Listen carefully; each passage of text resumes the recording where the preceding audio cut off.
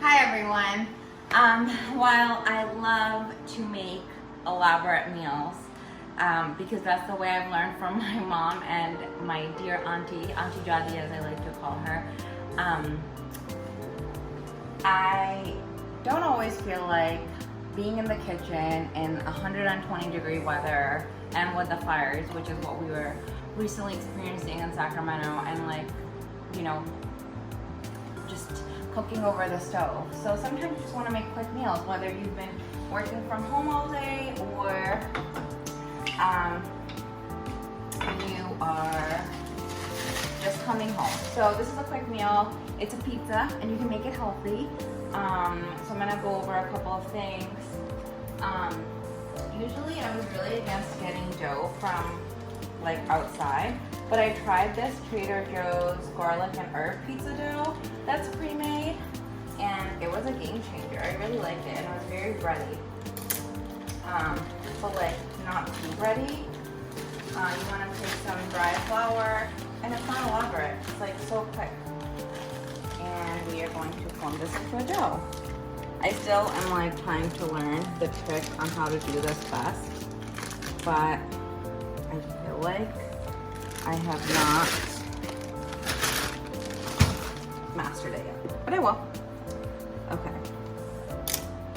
So you want to take a flat surface and you want to put some dry flour on there and just knead it a little bit. And then I'm going to roll it into a ball. Hold on, I'm trying to think how my mom does it. She makes her pizza dough from scratch, and I have done that too. It came out pretty good. We'll have to do it another day on a non-quick meal. Okay, now I'm gonna form this into a circle. Not a perfect circle because I want my pizza to look rustic.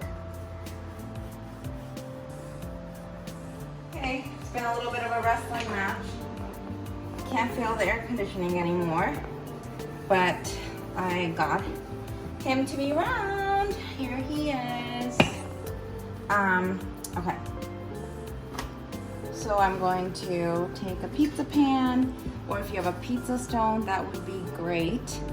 And then I'm going to spray olive oil all around it, liberally.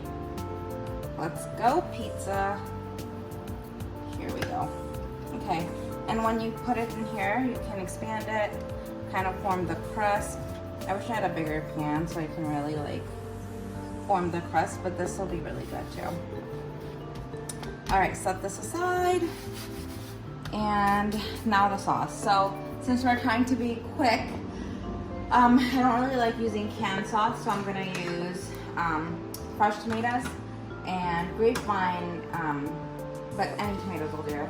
And then I have this Trader Joe's arrabbiata sauce. It's got a kick to it. I like the spicy, so this is what I have going here. I added a bunch of dried herbs to it, oregano. Here's a whole tomato. I added a whole garlic to it. And I also only want garlic and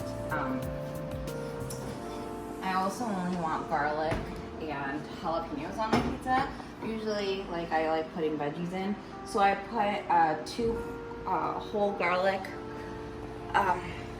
bulbs inside the oven with olive oil on 300 degrees, and they got well done. So now they'll be super nice and soft to go on the pizza. And just going to let that rest for a little bit. The sauce is going, the tomato's getting soft. I put 2 in before this.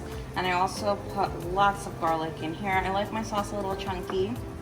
Put 3 tomatoes in here and half a jar of the arrabbiata sauce. You can honestly use whatever you want, whatever floats your boat, or you can make your own. And then I did add some parsley, which is not common, and then some black pepper, which I forgot to add, lots of oregano, Trader Joe's, you can use anything, and 1 teaspoon of thyme. And oh, my favorite, crushed red peppers, because Mama wants it spicy. Okay. also tasting as you go is really important. Some people don't like tomato skins, so you can take those off. Sorry, this. Okay, spicy. And oh, I forgot. I put a little bit of salt and like 2 teaspoons of sugar. It needs a little bit of sweetness. The tomatoes are tart and they have some sweetness, but to get like a really well-rounded flavor, you want some sugar in there. Okay, so after cooking the sauce, you can make it the day before, or you know, you can use it right out of the jar. I just like to like use my own touches to it, even if it's like kind of pre-made, like 50-50 or 70-30. But you need to let it cool, like midway, so it doesn't burn your pizza. Another trick that I've recently started doing, I don't know if I saw it on Food Network, is that putting it in for like 3 minutes right before you put all your ingredients on it. You see it's like starting to puff up a little bit. So I'm gonna put the cool sauce on it. Some really nice, I don't mind huge cloves of garlic in mine, so you guys can feel free to blend it up if you want. And now the pizza dough is holding up a little bit better to the sauce because it's not gonna get soggy, or like, you don't have to be afraid for it to break because it's like a little bit cooked. Okay, and then for the cheese, you can use whichever mozzarella you like. I like this fresh mozzarella. I got this one from Target. I usually get it from Trader Joe's. It's sliced fresh mozzarella cheese, milky, soft, and mild. So it's already sliced, but it's always hard for me to get out. So let's see. Here we are. Not so sliced. Kinda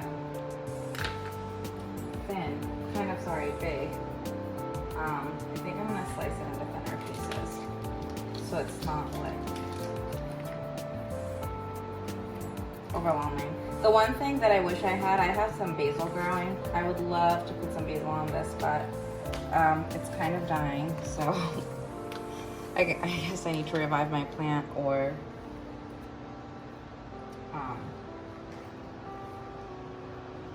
get a new one. Okay, so I feel like the crust is kind of large, so I still have some warm sauce left over. I'm gonna put some on the edges. You don't want to go too far in, but I just don't want this side to be so, I don't know, crusty. And then the garlic I had put in the oven. I put little morsels of it. If you don't like garlic, I mean, skip this part. Do whatever veggies you want. If I had mushrooms and basil, I would have loved to put that on here. I'm putting bell peppers for color, and my favorite jalapenos for the spice and the kick. And I cut them really thin. And then I just want to like spread it around. Let's see. So there's lots of red and green going on. Beautiful colors. I have some like shredded mozzarella cheese too, and I like cover the little bits of it with this. We'll mix of both. I think it's nice to have that. All right. This baby boy is going in at 400 for like 10 minutes. It's gonna be quick. It actually took a little longer to cook, so it's been in there about 25 minutes, and then I put on the broil for like 4 minutes. You just have to really watch it so that you don't burn it, because broil can be dangerous. I would have liked this done a little bit more, but it's gonna burn at the bottom if I do it a little bit more. So I'm gonna actually cut into this. You see all the bubbling pieces? Yes. Delicious. Okay, let's cut into this bad boy.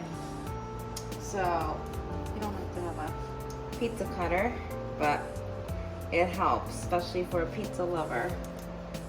So I'm always against using a fork and knife for pizza cutting.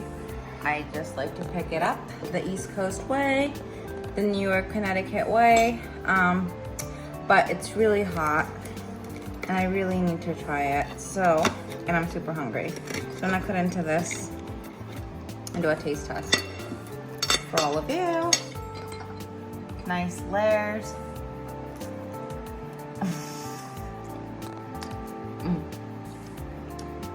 Might have burned my mouth.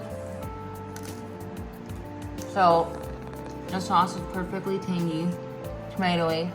I taste the fresh cheese, and the crust is just how I like it, like crispy. It's got like a little crunch to it. Love that, and I can taste the garlic and herbs in the dough. I'm sweating in the process because it got super hot from cooking.